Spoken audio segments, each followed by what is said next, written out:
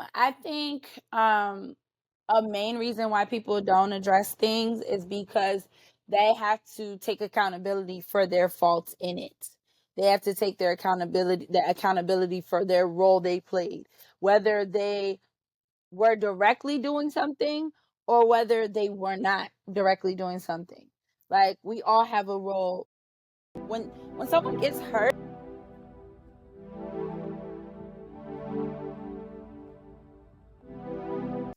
Hi, everybody. Welcome back to another episode of the Black Impact. I am Tiffany, your host. And if you're a first listener, this podcast is based on healing, inspiring, and empowering you to be your authentic self.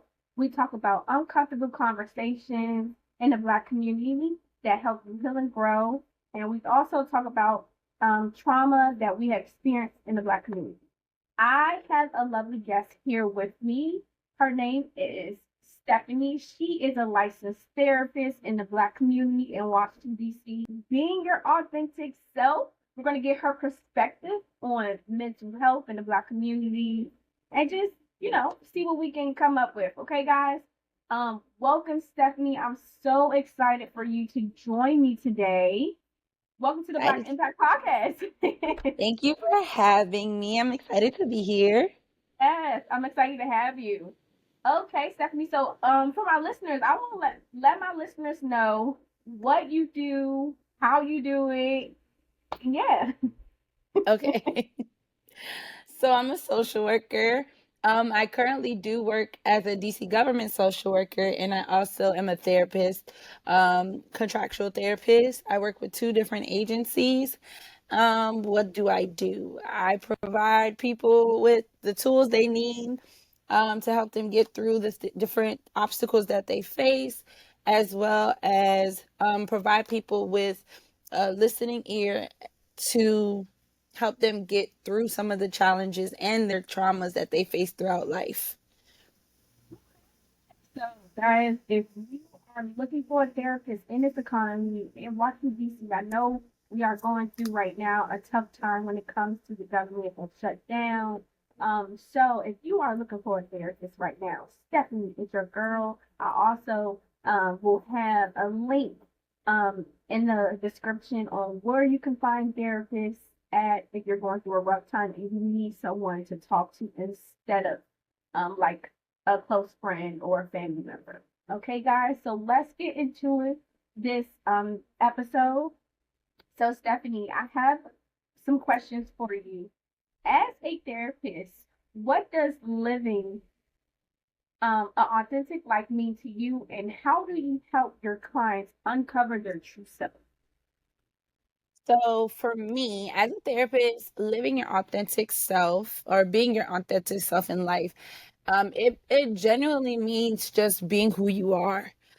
We have to put on so many different hats throughout life with our jobs, with different organizations we may be a part of, or different communities we may be a part of. So for me, I want my clients and people in general to feel comfortable living their authentic selves, whether that's that quirkiness that they have, that awkwardness, just embracing who you truly are so you don't have an extra layer of identity that you don't understand.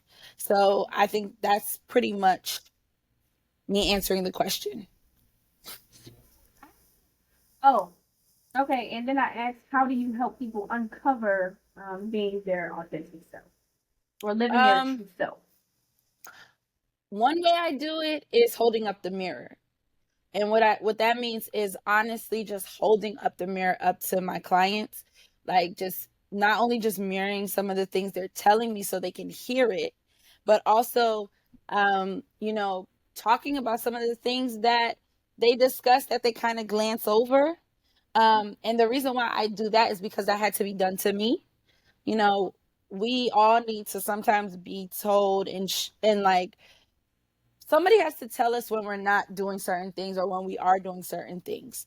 Um, and that's the only way you can see it, because as people, we may be doing things that we don't even know we do, but others Right. will tell us that we do it. So I just Right. hold up the mirror and I show them, and help them work through some of those identity crisis moments, or even if they've never lived their true authentic self because they don't know who their true authentic self is. So helping them with Right. That's what I was. self-discovery and things like that. Yeah. Yeah. So I feel like a lot of people, say for instance, like you have been told to, well, social media plays a big part in finding out who you truly are, right? And I feel like some people take bits and pieces of social media and plug it into themselves, so they really don't know exactly who you are. What I think being your authentic self is, what you said was holding up a mirror and doing that work to find out what you really like, what you don't like, and also um not and cutting out the noise from social media, from all the outside energies that's trying to tell you and control you and tell you who you're supposed to be. You have Yeah. to be with yourself and know exactly like what you want to do, who what you want to do, who you want to show up for, who you show up for yourself is first and foremost. Okay, Yeah. you have to show up for yourself. But yeah, who you want to be, how you want to show up in the world, and what you like and what you don't like. And it also comes out with also boundaries as well. So that's what I think, like being your authentic self, and then loving yourself is the number one key factor in being your authentic self. Because once you start loving on yourself, nobody can tell you. You won't be able to fall into that trap of digging into social media as like certain facades that go on it. You know what I'm saying? So that's what I think being your authentic self. What do you think? Yeah. I agree. I think what you just shared is very important, especially the loving yourself part, because it's hard to be yourself if you don't know who you are, nor do you love yourself. One way that I think everybody, black, other races, men, women, date yourself. Date yourself for a season. Even if you're in a relationship, Yeah, still date yourself, because that's the only way you're going to know who you are. You're going to know what you like, what you don't like, what's truly for you. Social media cleanses are always a good one. Stay off social media for like a week. Try yeah. and shoot a day. Because some people really can't do it. And Mhm. that's where it's where you have to really address that problem. Because you can't tell me that you can't stay off of Instagram for a day. Pick up a And different hobby or something. yeah, social media can't be your hobby. Like you Yeah, have to find stuff that you like. And like you right. said, like loving yourself, getting to know yourself, doing those things for you is important and it's impactful because it will really show you who you are. Yeah. So my other question for you is, how has participating in self care changed your mental and your environment wellness? And what advice would you give to someone struggling to prioritize themselves?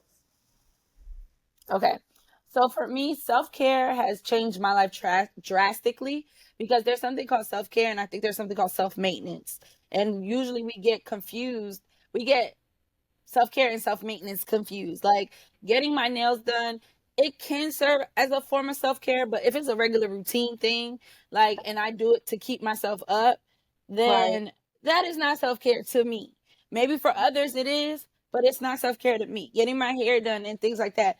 Doing those activities of self-maintenance to make me feel good, and that's a form of self-care.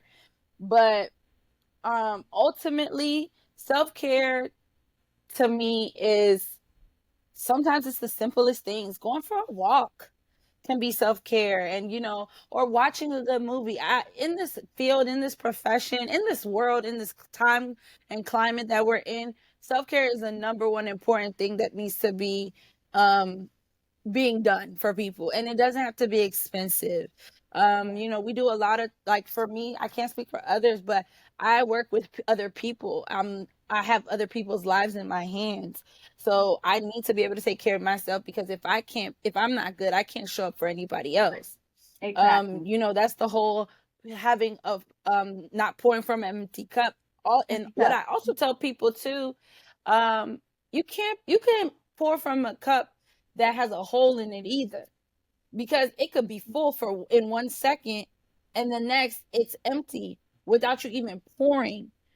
Like, Right. I always say, as social workers, as change agents, as people who work with other people, we typically burn ourselves out at each end of the candle, or we'll be pouring so much of ourselves into other people's cups that when we think we filled our cup, we really didn't, because we're working with a bottomless cup sometimes. So I just really think taking care of yourself. One thing I love to do as self-care is a day where I don't have anything on my to-do list, on my plate. I will go and get me some good food from like, I won't cook that day either. Like, I will just order some really good food and put on a good series or movie to watch. And that's all I want to do. I don't want to do anything else.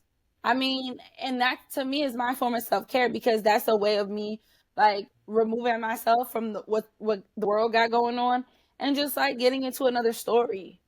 Um, Something I would tell somebody who's struggling to prioritize self-care is you only get one you. And with that, what you choose to do with that one you is your business. So, and again, you only get one you, but these jobs and these other people, they will replace you in a heartbeat. I learned that at a very young age, that it doesn't matter how much time you give into a job, how much time you put into a relationship, how much time you put into an organization. When you are gone, trust and believe there is somebody ready to take your place. And sometimes they don't even acknowledge who you were. Your legacy dies with you and all the work that you put into whatever. So remember, you only get one you. So if that means you're feel burnt out, take that day off. Right. If that means, like, do what you Feel need to bad do for about you. Yeah. Don't feel bad about pouring into yourself because ain't nobody else for you. So yeah, just love on yourself a Yeah. little bit. Love yourself more. And be self you can be selfish. Self It's care. self-full. It's not even Yes. selfish, it's self-full. You gotta fill up yourself. A form of self care that I like to do. I like to take baths, light candles, get my whole setup, like set my whole bathroom up, and get my iPad. I don't eat in the tub, but get my iPad, maybe a little wine, light some candles, or make a side for myself, and watch a good show. And my little baby, my little dog on the side of me. But that's a form of self care that I do. Now, also, I go on walks for real. I go on walks and I journal to Yeah. get my clear my mind. Yeah. So Yeah. Another thing what? too with journaling, you could record yourself. One time, what I learned is video. You know how they do, like, I do video dumping sometimes. I will Okay, sit there and I will record. Like, it doesn't. It could be like a lot of things going on in my life, and I'm feeling very overwhelmed and overstimulated. I will speak into my camera phone, and I will talk and say everything I need to say. And then once I finish recording the video, I'll watch it and then delete it. Or sometimes what I do is I will hide it. I won't watch it, and I'll hide it, and I'll right. put it away, because and I'll watch it whenever I'm dealing with something, and it's a reminder of, oh, I went through this and I'm on the other side of it. So whatever I'm going through now, I'll get through it again. Like, nothing in life, that no pain that we go through lasts forever. Right, right. And I think that's a number one reminder that we have to keep telling ourselves that whatever season you're in, if you're feeling down and you're going through all the emotions, have the space to feel how you feel, right? Feel all the feelings, but just know that the season that you're in, that moment that you're in, it's not going to last long. It's always going to be better. And if you For feel like sure. it's going up, just keep. I know it's so hard to say, but just keep remaining positive because it's going to get better regardless of what you're in now. You're in a thick of it. That's just what it is. You're in a thick of it. It's going to come out and be better. Yeah. And people don't like to be in the thick of it, but we have to go through things to get on the other side. It builds character, structure, and um, it just makes us. I think it's a humbling moment too, and it opens up our perspective on how we are supposed to look at life and how we're supposed to be in life. It helps us grow. Yeah. Yes. Okay, so another question I have for you.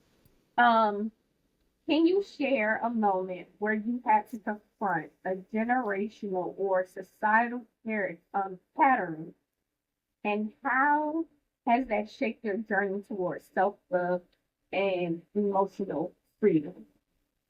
That's it. That's a mouthful. So this it is a mouthful.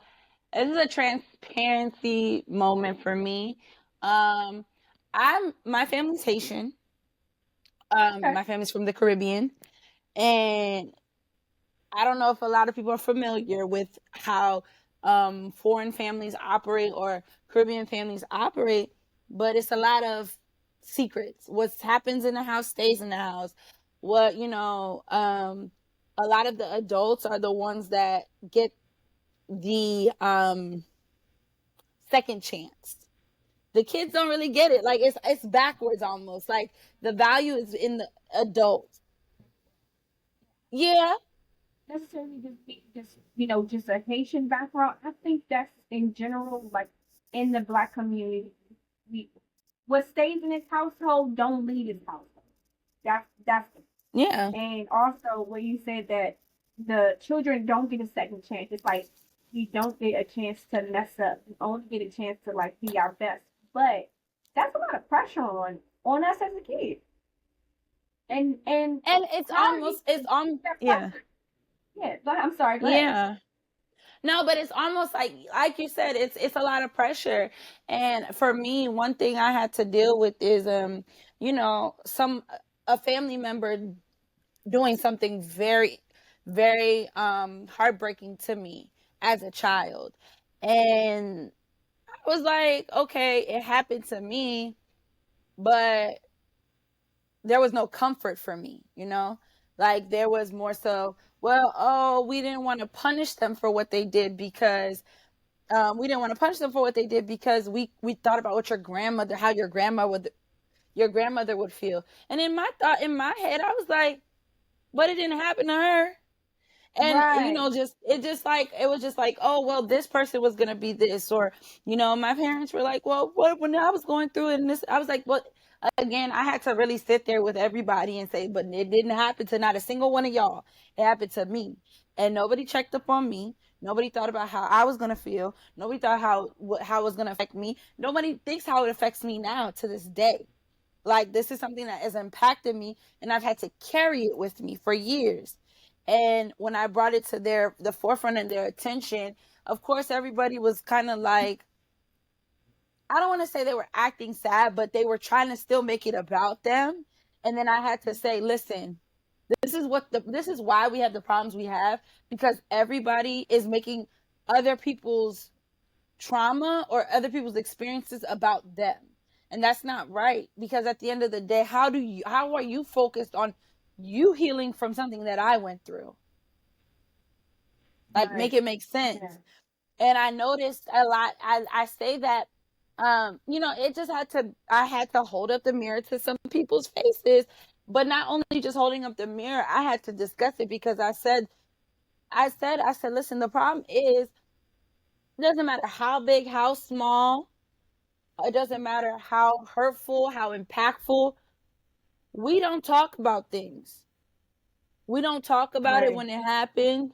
We don't check up on the people that it happens to. Let it be a child. You just think, oh, the child don't know, they get over it so quickly, but things manifest in different ways in people's lives. And Why when you? I confronted, go ahead. I'm sorry. Go ahead. Oh, I When I wanted did to.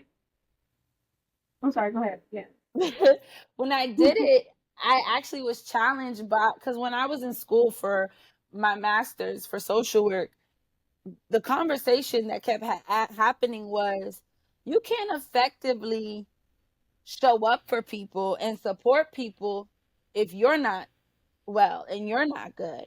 You know, you Yeah. gotta be able to show up for people when they need you, and sometimes you gotta put your feelings aside, and you gotta put your feelings aside, and you gotta show up. You gotta do what you gotta do.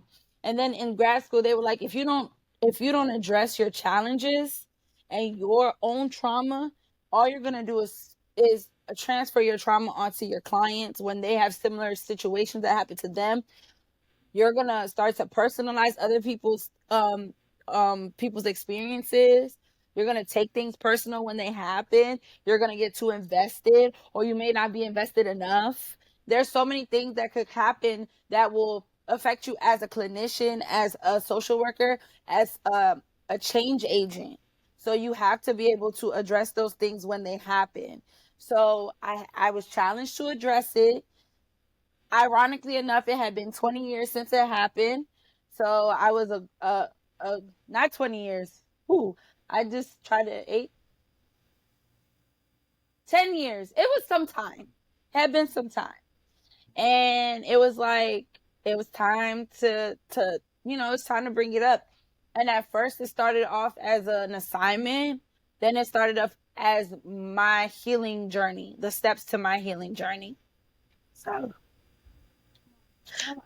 I'm not sure exactly what happened to you, but I am sorry that you had to go through it as a child. And I'm also sorry that you wasn't heard or seen as a child when you were going through this traumatic um, incident, and that you weren't given the guidance or just the support that you needed as a child. And yeah. also the support you need now as an adult who still think about it and who has to process what you have gone through, and nobody is there to actually cover you or even acknowledge exactly like what has transpired.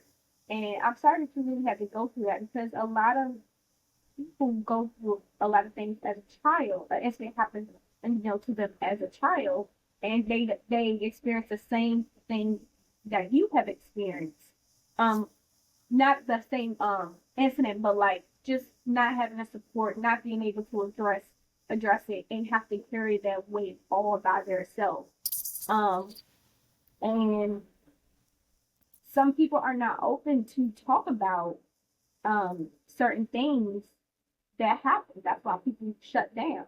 But I want to really touch on, why do you think um, in the Black community, or not just in the Black community, just in general, that we don't talk about certain things that happen to us, or we just sweep it under the rug and not acknowledge that something has been done to this child, or some just in general. Like, why do you think we always just not acknowledging, like the fear of not acknowledging something that hurts someone? You can't address it. You can't.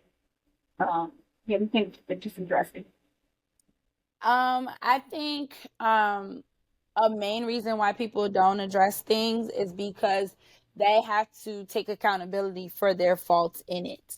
They have to take the accountability for their role they played, whether they were directly doing something or whether they were not directly doing something. Like, we all have a role. When someone gets hurt,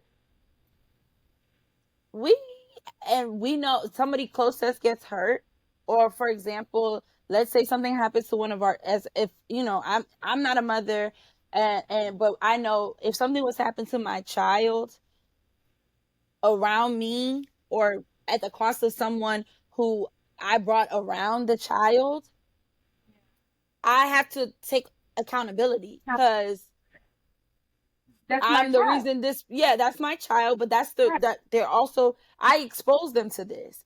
I'm the one who put this other person in the Right. room. I'm the one who, I'm the one who might have not had great supervision.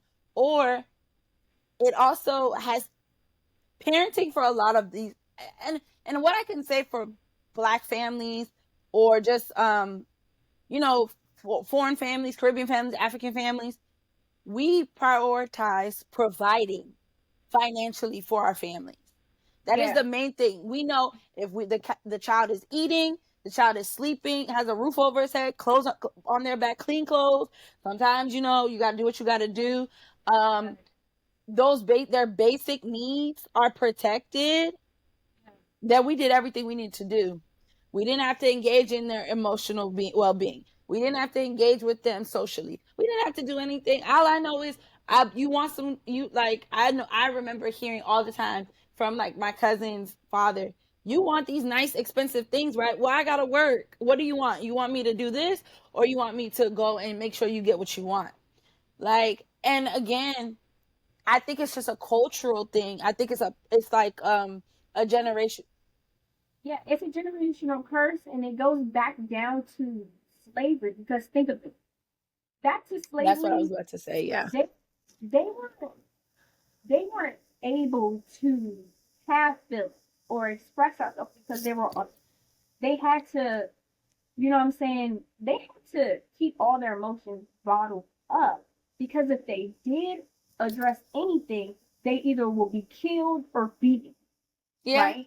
So that's why in the Black community we are not able to address certain things, and everything is swept under the rug because they were never given a voice to even do so. So when you come across, when we have parents and we want to express how we feel, but they're looking at it like, oh, well, we weren't taught that, when we were kids.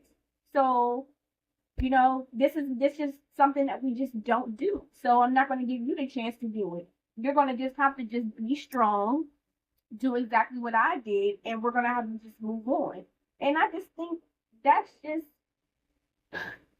generational curses. That's just having that. That's exactly why we go through a lot of things that we go through as individuals, because of our history and our ancestors and what they and I slavery agree. and everything. I agree. Something that you didn't say that I was gonna say was, it's also the fact that we came from lack of resources. Like, we didn't Yeah, always have lack of resources, mind you. We came right. from places that we had everything. We were taken from places that we had everything we needed to survive and be happy and be free, to putting us to being enslaved with limited resources, having to answer to somebody all the time. That's why a lot of Black people struggle with, like, leaving jobs, or struggle with relationships with their bosses, because they feel like they have to do everything under the sun to make their boss happy, um, or they're not gonna have the things they need. Just like a master to a slave. It's modern day slavery. And you think about it, like, when you're in a situation where you don't have these resources and you have to do this in order to have the resources, then that's what you're thinking of. A lot of our families, they don't know leisure, they know work. They know, oh, I got to do all this stuff to take care of. Think of how young these kids are in these countries working for their families. Think of how young some of these kids are working in America for their families. You know, it's a lot. It's a lot that comes with it.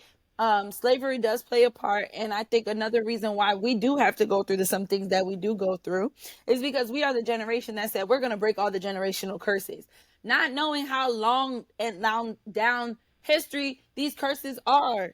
These are not, Right. like, for us individuals to try to break years and years, generations of curses that may date back to the first person in your family lineage with their own trauma.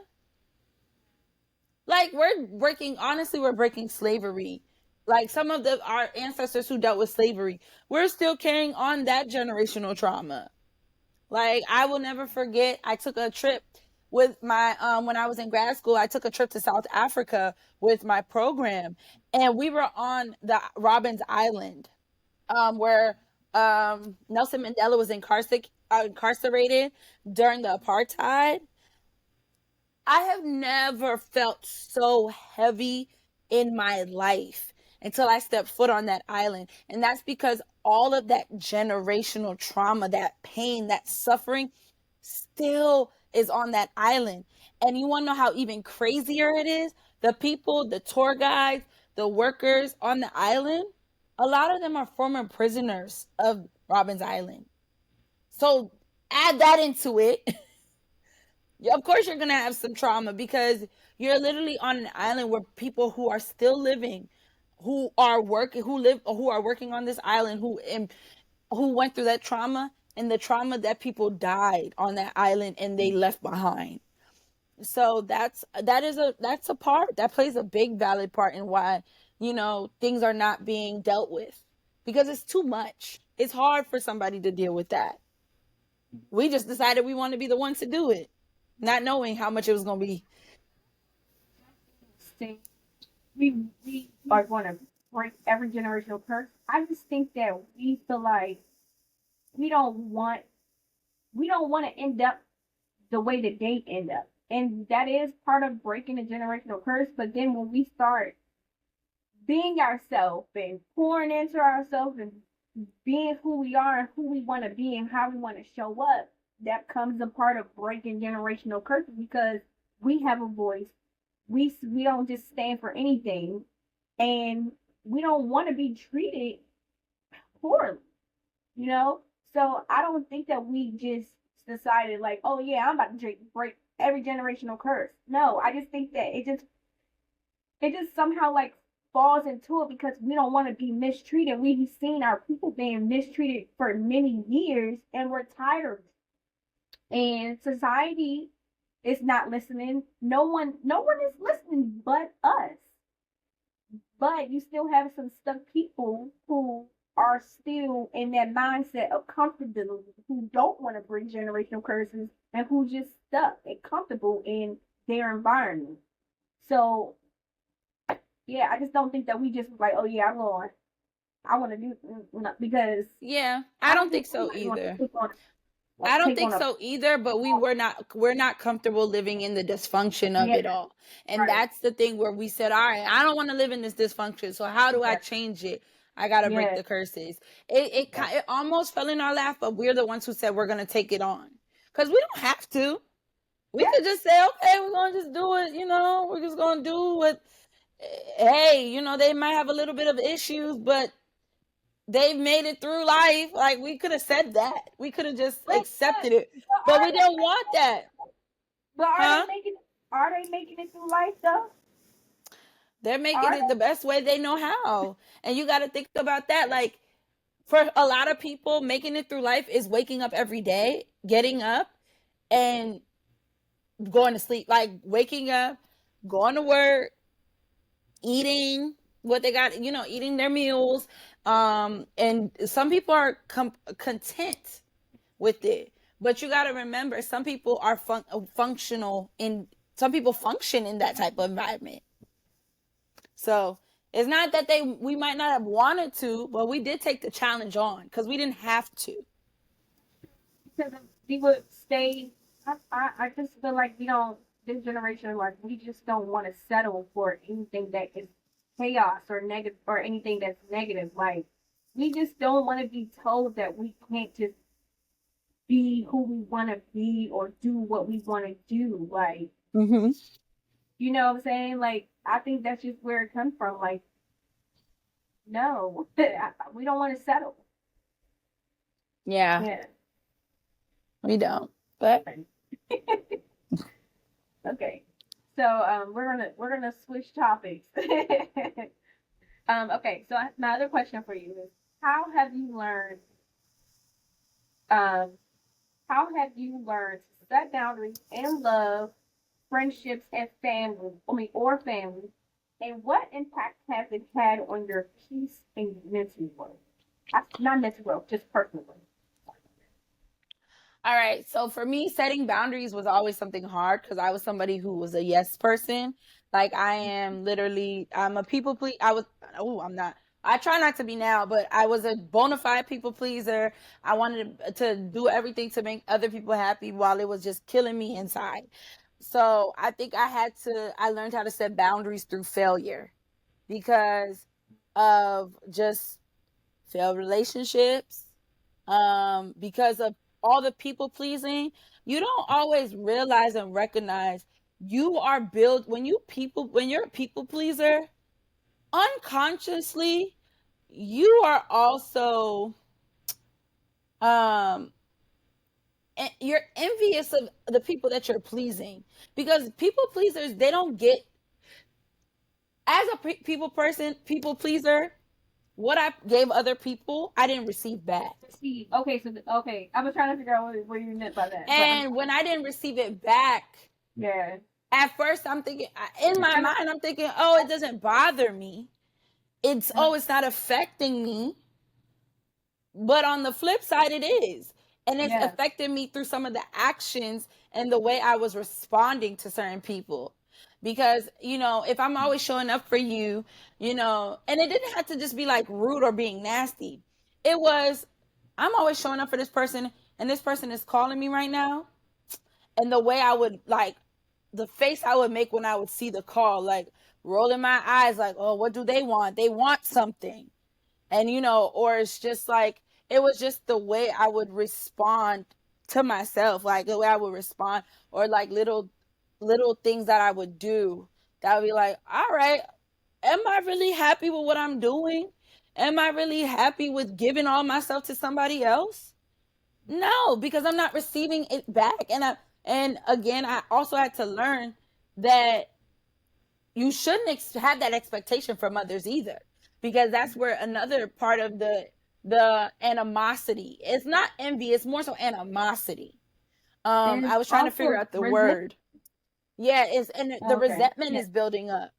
Like, it's, yeah, and it's also, I had to learn through that. Like, I had to learn from a toxic work environment how to set boundaries in my next environment. Like, I don't, when I'm off of the clock, I turn my phone off, my work phone off. And people are like, well, I try to call you after work hours, or I try to see you, I try to I try to reach after work hours. Oh, can we do this? That's after work hours. And again, people are like, oh, well, the type of line of work, people are always in crisis. People are always in crisis, but there's always other people working too. If you're ever in crisis, you can call this hotline. If you're ever in need of help, you can call the police. Like, I'm not right, here to fix your every single problem just because I'm a social worker or a therapist. Yes, we say, if you need something, please don't feel free to reach out, but in reasonable hours and time. Like, if I'm out on yeah. when I was in Jamaica last month for vacation, for a wedding, for a lot of different reasons, my work phone was off the whole time. And people were like, "Oh yeah, I tried to reach you." I said, "Why?" They was like, "Yeah, I tried to reach you because I need," but then I remembered you was on vacation. The fact that you even forgot I was on vacation and still fix your fingers, or your fingers to dial my number or send me a text while I was away, and you knew I was away, just shows you how much you don't really understand the Boundary. boundary. So I had to put the boundary, and I had to force the boundary. So now that's that. And like, again, growing up in a family of Caribbean people where where kids serve adults, um, you don't tell adults no matter how much they're asking of you. There's no such thing as a boundary. I had to learn it through failure. I had to learn it through failed health. My health was suffering, mental and physical health. I was always tired. Like, I lost a lot. It was just a lot. Like, the stress impacted me so much that I was like, if I keep living like this, I'm killing myself. I might as well put myself in the grave. Dig up my grave now. And I had to go through those moments because that was the only way I was going to learn how to create boundaries and enforce boundaries and stay true to my boundaries. I can't say, oh, this is my boundary, telling my client, don't call me after 5 o'clock, and then somebody accidentally calls me, and then I pick up the phone and it's 7 o'clock. Like, you gotta follow through with your boundaries too. Yeah. Yeah, so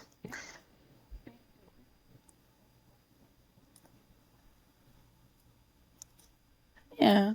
And it's teaching people how to treat you. And there's so many different types of boundaries. Like, people don't know not having boundaries is a boundary, it's a form of boundaries. It's called porous boundaries, poor boundaries. Like, and loose boundaries. Like, I think it was me getting really into this field of work, learning that boundaries were very important and developing them and sticking by them. Because again, there is nothing more important than me waking up every day and being happy or being feeling good about myself. You know, I can't do that if I'm waking up like, oh, I gotta go to this job that I hate, but I'm a slave to the money because I need this job. Like, so yep. Is that the why you um your is that the reason why your experience was in social work, because you weren't able to receive a voice or for anyone to like hear you as a kid growing up? That why you wanted to go into social work? No, I went into social work because I did have somebody who heard me. Okay. My middle school counselor, um, when I went through that traumatic experience, I didn't tell anybody. I didn't tell my fam. I didn't tell, like, how they say you should tell your parents. I didn't tell them because I knew they weren't going to do anything, or they were going to try to handle it in a way that wasn't going to be good enough. So I went to school. I was visibly not okay.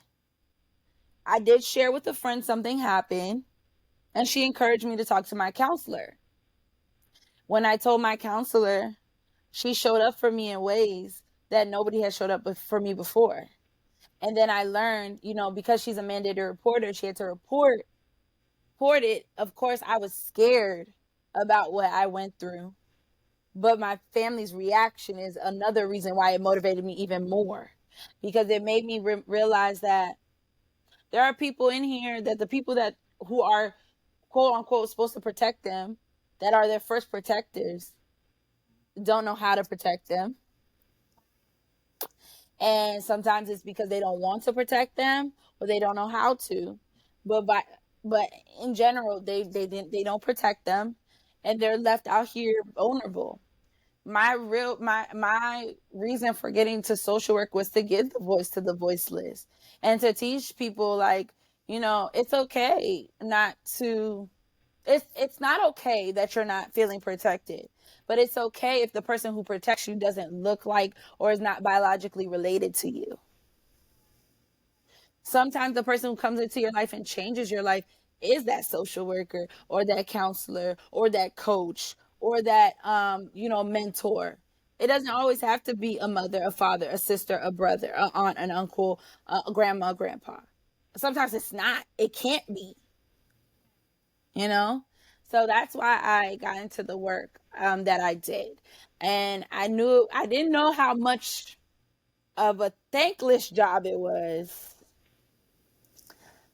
but I did know that it makes changes, small and big changes for people. When you have clients, do you find yourself reflecting on certain things to some issues that they go through as well? Like, is it like a mirror for you as well, or yeah?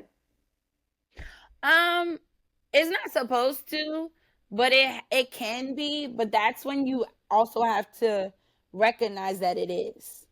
As a social worker, as a therapist, if something starts to become too, because it's called transference and countertransference, and when I'm starting to experience that, and I talk to my supervisor and supervision about it, and if that happens in supervision, that I'm seeing that I'm talking to them and I'm talking through it, and it's too close to home, I have to excuse myself, because that's a way of self-care, that's a way of boundaries, and that's also me protecting my client.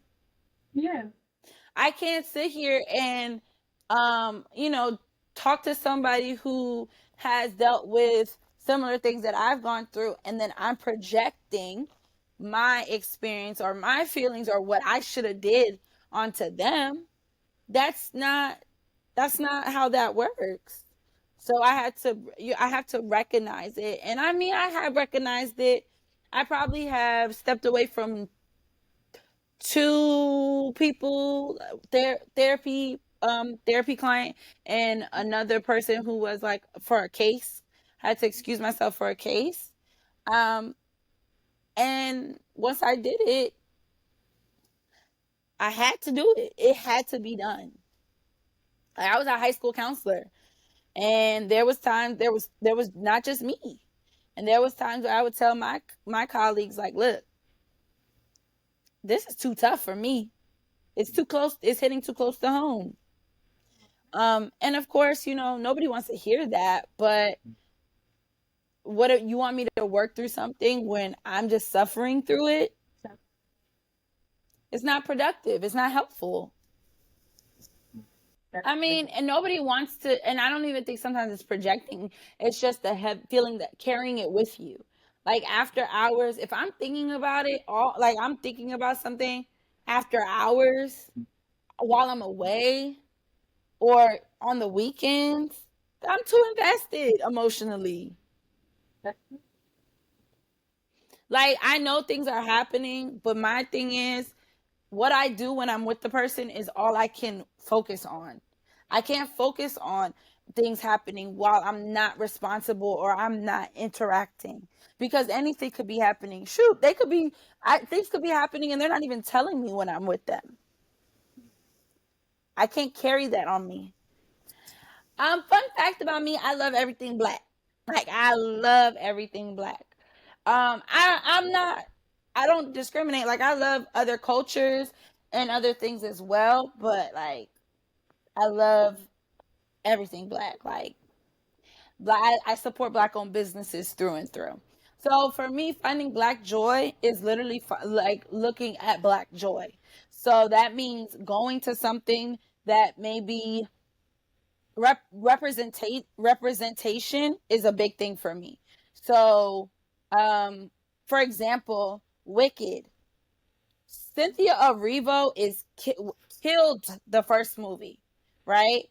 So she did an amazing job in the first movie, and of course, the second one, I'm gonna support her again. Or just like going to something like some live music, going to festivals, seeing a good movie, I love theater. I was a theater kid. So I go see a good play or just go outside and be immersed in the culture, watch a good movie. I love 90s sitcoms. Living Yes. Single is my jam. So I will, if I'm like, okay, you know what? I need a little bit of nostalgia. I'm turning on Living Single. I'm turning on Family Matters. I'm turning on The Fresh Prince of Bel Air. I'm turning those things on not because I'm stuck in the past, but because those shows they're just feel good shows. Like recently, I don't know if you've heard of the show Brothers or like I haven't watched it, but I heard of it, and I need to watch. I like watching old reruns episodes because back then you didn't really have. I feel like we didn't really have the capacity to develop, not to develop. We didn't really have the capacity to understand certain things that they were going through in those episodes. So rewatching it as an adult, I really enjoy it, and I get to dissect, reflect, and yeah. So I completely agree with you. Watching those series. Yeah. I recently discovered I've heard of Brothers before, but I was able to find the series on like some platform. Yeah. And when I tell you one, I love watching people in shows that I didn't know about before they got their big break or after. So like like Malcolm Jamal Warner, God rest his soul, his show that he had called Malcolm and not Jamal, Jesus, the other comedian, they had a show Malcolm and Eddie. Yes, Malcolm and Eddie. I love seeing that because we are not a monolith and neither are our actors. He went from the Cosby Show, where he was, Theo Huxtable, and now he's playing Malcolm. He's playing this black man in society. Like he went from being this, kid, the one boy amongst all girls in a family, with a parent who was a doctor and a parent who was a lawyer, to this man who's running a business, a bar, doing this and doing that with locks and everything, just like brothers. I'm watching Tommy Davidson, who I think is hilarious, who, is really like well known for his comedy work in Living Color. But for me, my biggest exposure to him was not only his movies that he did, like Booty Call and all that stuff, but the Proud Family. Oscar Proud. He is Oscar Proud. So seeing him as, this guy in this show, or watching Kadeem from a different world, who I'm used to, Dwayne Wayne. Now I'm introduced to Charles. Like, I'm like, oh, I'm used to Dwayne Wayne, who was playing this geek freshman who was a STEM major, engineering major, found his love, was awkward, quirky from New York, I believe, and how he grew up, went to HBCU, to now Charles, who's a sports writer, who's the older brother to a brother who's a real estate agent, who thinks he's Mr. Suave, who he has to correct, and just all of that. But it's fun to see their character development and to see them as actors. But I love that because it's a craft to me. And, just also too, just seeing black joy through black entertainment, black art. I love an art show. I love, like I said, like, I think that's how I find my black joy. And finding black joy through our beautiful black children, and encouraging them and seeing them do great things, and seeing them see life differently and enjoy it. And of course, church. I go to a predominantly black church. There are other religions, not religions, but other nationalities and races that attend my church, but there's culture in that. Like, there's a lot of culture and rich culture, and there's always that joke. Remember when you were young, what we experienced in church? It's almost like we lived the same life experience, or was in the same family. Even Haitian, like when I meet other Haitians or see Haitians on social media talk about this, I'm like, dang, we really went through the same thing. Like, this is not just me. I'm not just on this island by myself. You on the island with me, and you too, and you and you and you. So, and it's so funny. And I show my mom sometimes, and she be like, y'all always want to talk about us. Like, I'm like, girl, because y'all are hilarious. Like, y'all are entertaining for sure. But yeah, no, those are different ways. I know that was a mouthful, but those are ways that I find black joy. Yeah. We met supporting a black woman. Yeah. Voted for everyone black. Right. Like, we met supporting a black woman. Like, that just shows you too. That builds community. That is community. And that's one of the reasons why I call it the Black Impact, because it's about us. Yeah. What's impacting us, right? So, what is one stereotype or expectations you have had to challenge yourself, like to challenge about yourself, and how has living authentically empowered you to inspire others? So the first part of the question is, what stereotype that I had to challenge? What's one stereotype or expectation you had to challenge yourself about? I think I'm 31. I think one expectation that I had for myself and others had for me is that I would be married with children by now. That is something that I feel like a lot of us millennial women, black women specifically, we are dealing with that every day. Hey, I feel like you get out of the womb and be like, marriage, baby, like, why are you putting this on me? But it's funny that you say that, because I know in the black community, in the Haitian community, in the foreign community, you are not encouraged to date. You are encouraged to focus on school. You need to be in your books. You need to be in your books. You need to be in your books. You need to be in your book. You need to get this. Like, I will never forget, I graduated from undergrad. And mind you, all my life, my family kind of like Yeah, I had boyfriends and stuff like I'm that, so but Mhm. they really didn't know. But like, I never really like publicly had a relationship or anything. Well, I did, not to my parent.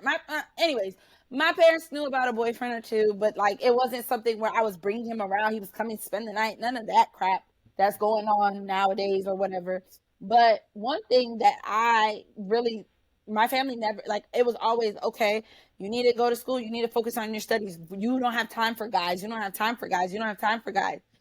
And then I just remember when I graduated with my undergrad degree, I was on the phone with my uncle, my dad's brother, and he was like, yeah, you need to focus on getting that master's. You need to focus on school. You need to do this. You need to do that. So when I get the master's, the next question, first I told them, I don't want to hear that expectation of what's next. Don't ask me that question. I don't know what's next. I just did 2 years of this program that I whooped my you ass did. through and through. Okay.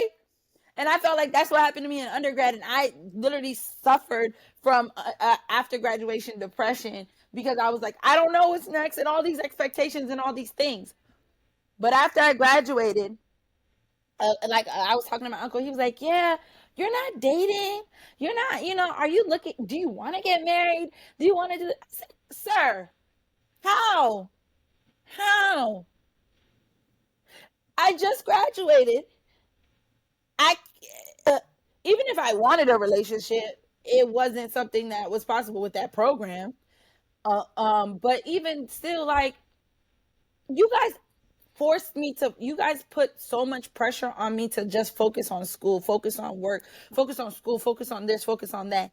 I didn't have time to put a man as a like on my bingo card or on my to-do list. I didn't. So I think that plays a role, but also too, I'm not accepting just anything. Like, if I want to be honest, I could have been married and had children by now if I was willing to just accept the bare minimum.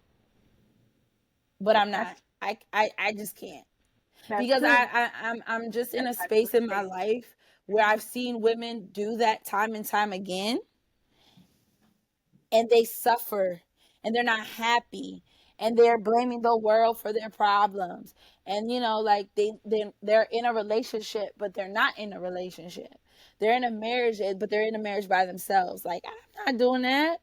And then to bring kids into that too. married. They're married, but they're a single mom. Yeah, you're married but you're not in no relationship. There's no romance. Like, you have a marriage. Well, you don't even have a marriage, you have like an agreement. On paper. You have an agreement. You signed a contractual agreement that either one of you are not holding yourself up to. Because one thing's for certain too, a lot of people who are in these marriages and these relationships, they don't call nobody out. They don't hold nobody accountable. They just accept it. And I have a I'm I, my mouth is too my mouth is just too much for that. Like, I don't think it's I think no. I don't think I'm expressing too that much it either. But I think my mouth, like, if I'm in a relationship where I'm going through that, I would be saying something and I would be talking to, like, I would literally, and not getting on the nerve, because I don't care. Because if you're not treating me the way I deserve to be treated, I'm gonna say something to you. But what I'm saying is, like, I'm not even gonna put myself through that because that's not my peace. I'd rather be single and have peace than be in a relationship and be in pure chaos.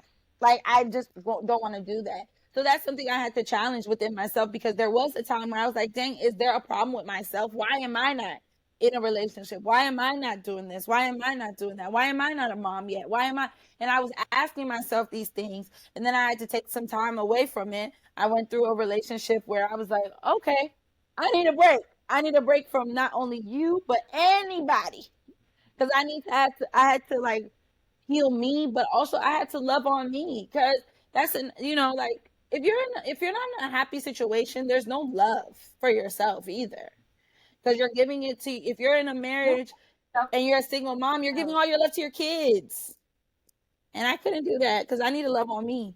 Whether I'm married and whether I am, when I am married and when I do have children, I'm still gonna love on myself and do things for myself, because at the end of the day, I cannot be a happy mother or happy wife if I'm not happy. I can't give you love and love on you and love on him when I can't love on me? Have it all, right? It's either you either have to be study work or you're either in a relationship. You know what I'm saying? You're married. You don't have both. All especially when it comes to women. This stigmatism of like with black women, like you look at Regina.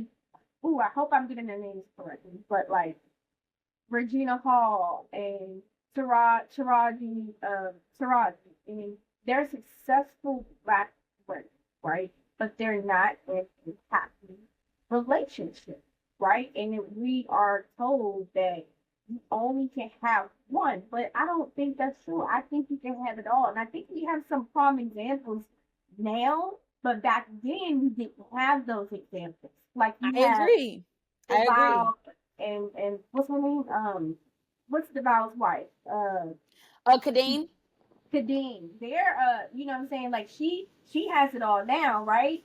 And then you have, you know, just I can't think of every single example, but we have some good examples now. But back then we didn't have those examples saying that you can work and have a successful relationship. It's either you only can have work has to be successful and she's not in a relationship because she's too aggressive or like she's too masculine. You know what I'm saying? Like I just that's one stereotype that I just can't like stand. Like I feel like you can have it all. It's just it's a balance. Like you have to be able to balance it all, but that balance have to come with yourself. Like you have to be able to balance yourself first, and then you have to be able to balance work and the relationship. And I think it's doable because men do it all the time. I mean, they probably don't do it perfectly, but yeah, why is it always when it comes to women you can't have? You know what I'm saying? Which is funny because I actually ended a relationship with somebody because they couldn't do both. Mm. And it hurt, of course, but I think that's a man's thing, to be honest. The whole women can't have both. Because if you think about it, right? Taraji P. Henson was engaged, right? She was in she has a child. So there was a time where she was in some form of something with someone to produce a child. But she was engaged, and then the engagement didn't happen. The marriage didn't happen. Maybe it was because, again, and I didn't really look into all of that, but I also think too, like some people are not willing to settle. And also there's a lot of men who are not comfortable. And this is exactly why there's an issue because there's a lot of men not comfortable standing next to a woman who has it all. Because they know, because either a woman will say, because we do this, oh, I don't need a man, I just want a man. And that may be the truth, but you don't always have to remind a man that. Like you don't have to always say to him, I don't need you. I just have you around because I want you here.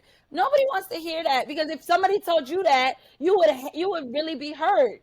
Why do you feel like it's okay to demean somebody else by saying that? You know.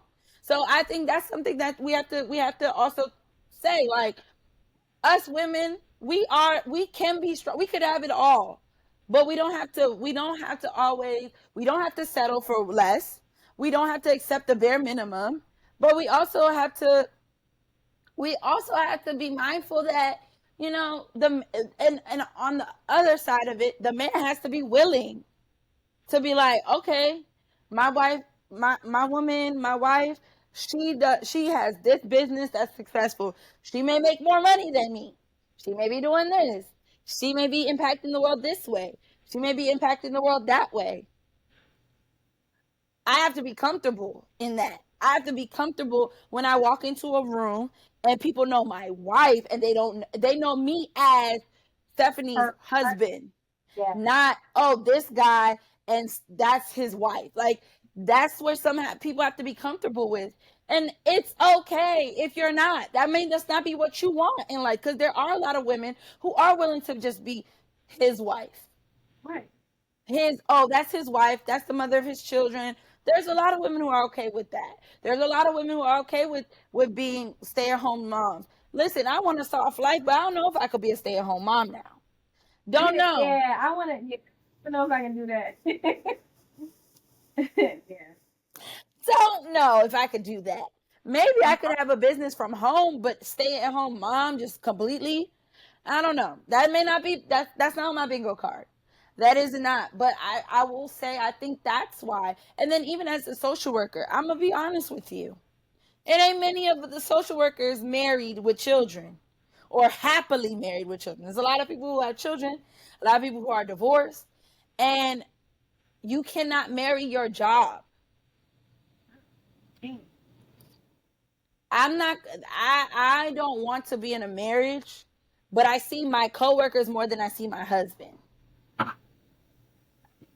When it comes to work, period, like you always see your work people more than you see your right. Yeah, but you have to find some balance because just like I see them all the time at work because I spend more majority of my time with them, I need to make time for you guys. So that means the weekends is dedicated to you. The maybe after work I'm going out with my girls. We're getting a drink or something. Like, I don't I or take family vacations. Even when I have children, I want me and my partner to take our asses on our own vacation. The kids could stay with not like you have to make it's all about prioritizing, it's all about balance, it's all about finding the time. And if things are too hard, you got to find a change because again, it's possible,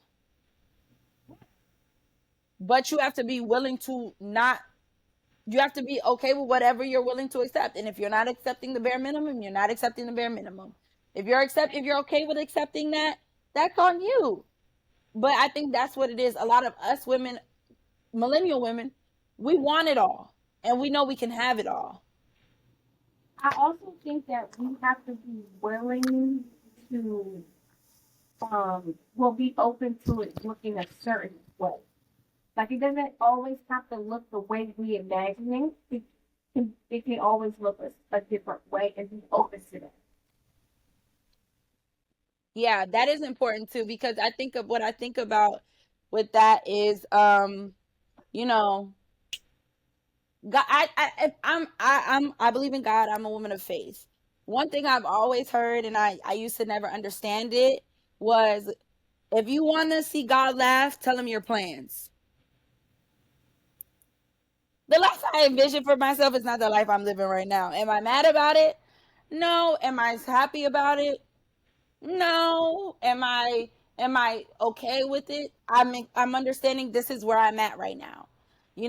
Like that's just what it is. But when it comes to us, we have to really let go. We have to release control. We have to release control and allow things to happen and fall into place the way they need to. Now, if things don't look the same as you envisioned it, it's okay. But that doesn't mean you're not going to be happy. That doesn't mean it's not going to be a good thing. It just means that it's different than what you imagined it to be. It sometimes is a better experience than you ever thought it was going to be.